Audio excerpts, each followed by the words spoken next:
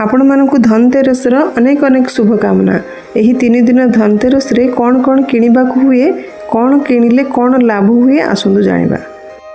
प्रथमतः सुना और रूपा, कहीं ना यही 3 दिन में आम सुना रूपा किणवा द्वारा सुना रूपार वृद्धि होता है। आम घरे धन संपत्तिर वृद्धि होता है। सुना रूपा धन संपत्ति हो यार वृद्धि पाई बोली महालक्ष्मी माँ को प्रसन्न करने बोली आम सुना रूपा किणी थाउ।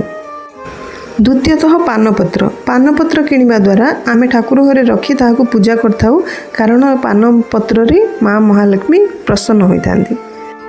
तृतीयतः झाड़ू, झाड़ू हेउची माँ महालक्ष्मी प्रतीक, तेणु आम झाड़ू किणी आनी गोटे नुह 2टी झाड़ू, गोटे फूल झाड़ू आउ गोटे नड़िया पत्र रे तैयारी खड़िका झाड़ू।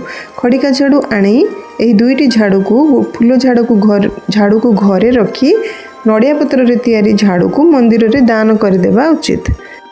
चतुर्थतः धनिया, धनिया मध्य किणी आनी पूजा घरे रखंतु।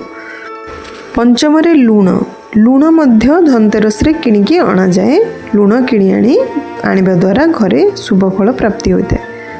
यही 3 दिन में कौन सी कला रंगर वस्तु किणी आणंतु नाही।